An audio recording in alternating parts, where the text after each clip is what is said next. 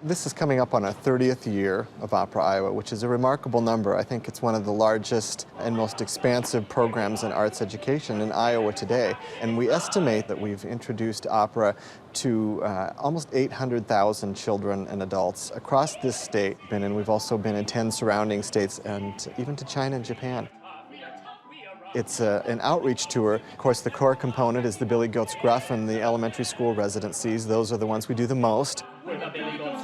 I have classes and classes and classes of kids that say, we love this, can we do this again?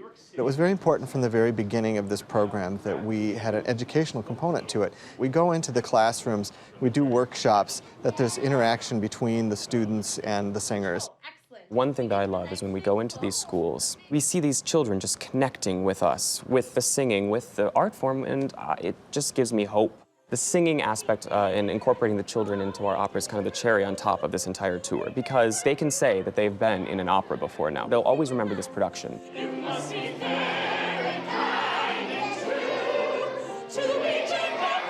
I was excited to see the opera today. I liked it when we got to sing the part at the end. It was cool and exciting. They have to train their voices for a long time. For many of the schools that we go into, it's a sad fact that we might be the only arts education program that they have the entire school year. That means that the responsibility that we bear on our shoulders with this program is a very serious and a very important one. I've seen so many of these stories of people coming from small towns in Iowa and then going on to be world-class opera singers. Regarding our Cinderella performance, we're not just in the elementary schools, but we're trying to do community performance as well. We take a standard opera classic. This year it happens to be Rossini's Cinderella, and we do it for evening concerts. Youth Emergency Services and Shelter, otherwise known as YES, we are the state's largest shelter for kids. And these are youth that come from across the state of Iowa as well as across the country. And they come to us because home is not a safe option. So these are youth who have experienced some sort of trauma. This is the first time we've been able to have a performance like this for the kids. It's because of generous community partners and volunteers.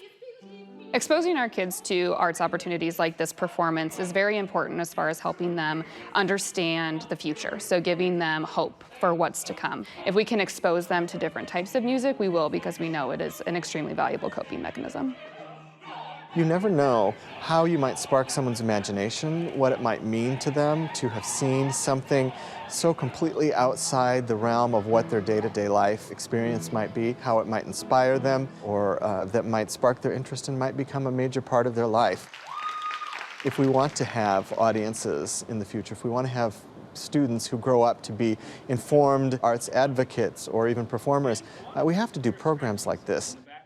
I think arts education is incredibly important for young people and adults alike. In order to create a well-rounded individual, you need arts. I believe that arts education is a great aspect of a child's education because it fosters that creativity that is so important to everything we do. And it helps broaden their opportunities. So I think the arts education is a very important part of the kids' life.